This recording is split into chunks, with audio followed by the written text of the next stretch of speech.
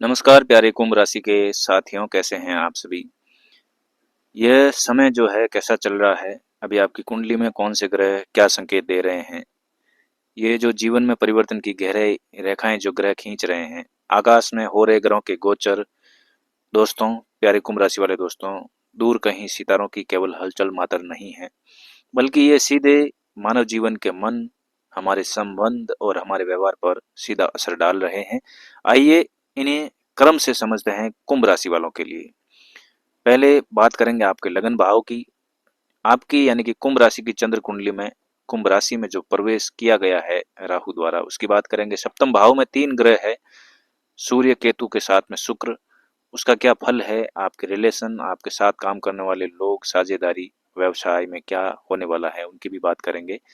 सबसे पहले तो मैं आपको बता दूं कि आजकल थोड़े वीडियोस कम अपलोड हो रहे हैं। इसकी वजह है समय की कमी। कुछ महत्वपूर्ण इंपॉर्टेंट कार्यों की वजह से वीडियो नहीं डाल पा रहा हूं, तो आप लोग मुझसे कटिए मत, हमेशा इस चैनल से जुड़े रहिए, क्योंकि ये चैनल है कुंभ राशि का। केवल कुंभ राशि पर आधारित विश्लेषण किया जाता है और केवल कुंभ राशि के वीडियो ही अपलोड किए जाते हैं। साथियों, वीडियो को लाइक कर दिया करें, यही आपका सच्चा प्यार है, यही आपकी दक्षिणा है। और कमेंट में जय श्री राम जरूर लिखा करें। अगर आपको मनोवैज्ञानिक और व्यवहारिक दृष्टिकोण के आधार पर जीवन को कैसे जीना है, इस प्रकार की सामग्री चाहिए, तो आपको कमेंट बॉक्स में हमारे फेसबुक पेज का लिंक मिल जाएगा। पहला ही पहला कमेंट, उस पर जो लिंक मिले उस पर आप क्लिक करके मेरे फेसबुक पेज को फॉलो कर सकते हैं। साथियों, राहु जब किसी की राशि में आता है ना, तो वह व्यक्ति को नई राह दिखाता है, नई सोच और नया दृष्टिकोण भी देता है। इस बात को बहुत कम लोग जानते हैं, क्योंकि कभी ऐसा बताया ही नहीं जाता। कुंभ राशि चूंकि स्वभाव से ही बहुत ही नवाचार करने वाली है, समाज सेवा और आपकी जो सोच स्वतंत्र होती है, उस अनुसार आपकी राशि है।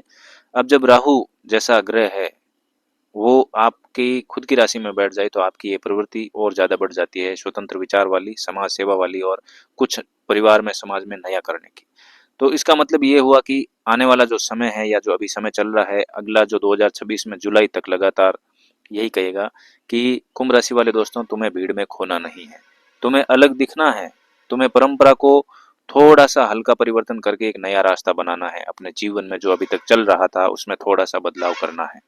लेकिन इस बात का भी ध्यान रखना है कि जो राहु है, इसकी जो प्रकृति है, इसका जो स्वभाव है छाया जैसा है, यानी कि यह व्यक्ति को भ्रम देता है जिस राशि में ये होता है। तो अभी चूंकि कुंभ राशि में है, तो कुंभ राशि वालों को सबसे ज्यादा मानसिक भ्रम पैदा हो रखा है, चीजों को लेके, लोगों को लेके, कार्यों को लेके, व्यवसाय को लेके, हर चीज को लेके कुंभ राशि वाले अभी भ्रमित चल रहे हैं। इस बात को आप सच माने या नहीं माने, आपकी मर्जी है, लेकिन सही ढंग से निर्णय लेना कुंभ राशि वालों के वश में अभी नहीं है।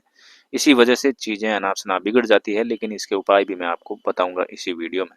इस दौरान, इस समय में आप बड़े बड़े सपने देखते हैं, बड़ी बड़ी योजनाएं आप मन में बनाते हैं, लेकिन साथ ही धैर्य की कमी हो जाती है और जल्दबाजी आप में आ जाती है। किसी भी काम को आप बिना सोचे समझे फटाक से कर देते हैं और फिर थोड़ा सा पछताना पड़ता है। इसलिए राहु आपको हमेशा, किसी के भी कुंडली में जब राहु आपकी राशि में आता है, तो ये सिखाने आता है कि कुछ नया करो, लेकिन साथ में धैर्य रखना बहुत ही जरूरी होता है, नहीं तो वो आपको भ्रमित कर देगा।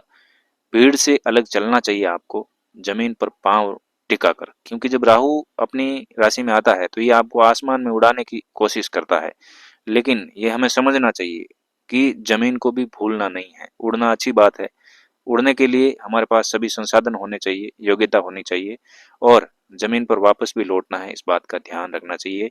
यही राहु की प्रकृति है। और जो लोग अभी वर्तमान में इस प्रकार से जो उड़ रहे हैं, क्योंकि राहु का काम उड़ाना है और उड़ रहे हैं कुंभ राशि वाले विचारों में, तो उन्हें जमीन पर, धरातल पर रह करके सही चीजों को ही समझना चाहिए। ज्यादा उड़ना खराब है, क्योंकि ज्यादा ऊपर चले जाने के बाद में जो उपकरण है वो काम नहीं करे, तो फिर बहुत ही बुरी तरह से नीचे गिरते हैं। इस बात का हमें ध्यान रखना चाहिए, पॉजिटिव लेना चाहिए इस बात को। अगली बात मैं करूंगा कि केतु जो राहु के सामने ही रहता है, अभी आपके शादीशुदा वैवाहिक जीवन जो है, दाम्पत्य जीवन है, उस भाव में केतु है। केतु के साथ में सूर्य है और सूर्य के साथ में शुक्र, 3 ग्रह आपके सप्तम भाव में हैं।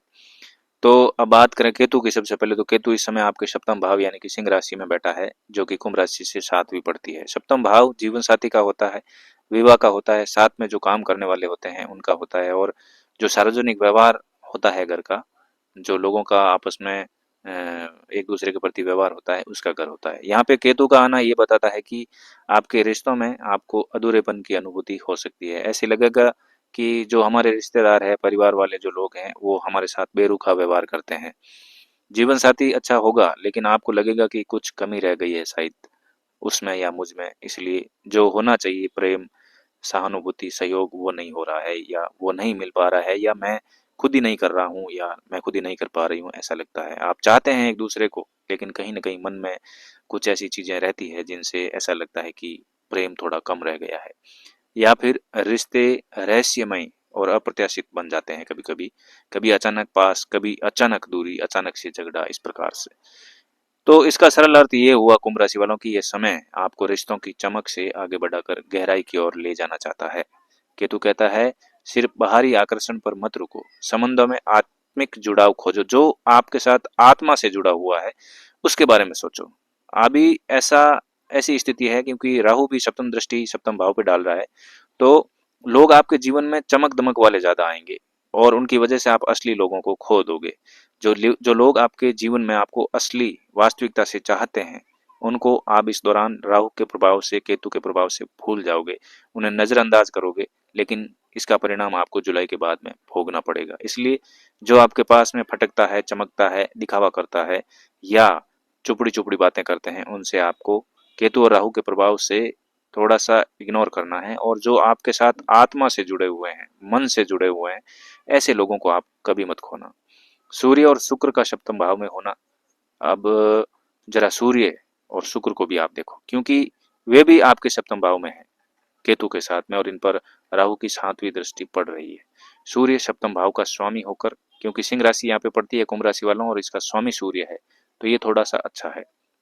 सिंह राशि में बैठा है जो कि आपके सप्तम भाव में है, यानी कि सूर्य यहाँ पर स्वग्रही है, स्वराशि में बैठा है, बलवान है। इसका मतलब है कि आपका जीवन साथी प्रभावशाली होगा, आत्म सम्मानी रहेगा, समाज में उसकी एक अलग पहचान होगी, या उसकी वजह से आपकी समाज में पहचान होगी, परिवार में पहचान होगी। लेकिन यही सूर्य एक परीक्षा भी देता है, इस बात का ध्यान रखिए। अगर आप जीवन साथी को सम्मान देंगे ना, तो रिश्ता मजबूत होगा, लेकिन अगर अहंकार की लड़ाई होगी, मैं और तुम की टकराहट होगी, तो संबंधों में दरार आ जाएगी, क्योंकि ये होना लाजमी है राहु केतु के साथ में आ जाने से। यहाँ सूर्य आपको यह सिखा रहा है दोस्तों कि रिश्तों में सम्मान ही स्थिरता की नींव है वर्तमान में, जुलाई तक। शुक्र की बात करूं, सप्तम भाव में आकर दाम्पत्य जीवन जो है उसमें आकर्षण पैदा करेगा, प्रेम बढ़ाएगा, सौंदर्य बढ़ाता है, और जीवन साथी थोड़ा सुंदर लगेगा, या सुंदरता की चीजें ज्यादा प्रयोग करेगा, या आप सुंदर दिखने के लिए सुंदरता की चीजें ज्यादा प्रयोग करोगे। आप एक दूसरे को आकर्षित करने की कोशिश करोगे, समाज में आपकी जोड़ी को सराहाया जाएगा, आप लोगों के बीच एक आकर्षक जोड़ी के रूप में देखे जाएंगे आप लोगों के बीच में। लेकिन दोस्तों, सिंह राशि का राजसी स्वभाव शुक्र को ज्यादा नहीं रहने देता है। इसका परिणाम यह है कि रिश्ते में प्रेम तो होगा, लेकिन बराबर में सम्मान की डिमांड रहेगी। पति पत्नी आपस में ये चाहेंगे कि हाँ, प्रेम करते हो, बहुत अच्छी बात है, लेकिन प्रेम का करने का मतलब ये नहीं है कि आप हमारे सम्मान को ठेस पहुंचाओ, या इज्जत को भी प्रेम में इस प्रकार से इग्नोर कर दो कि कोई आत्म सम्मान की जो बात होती है उसको टाल दो।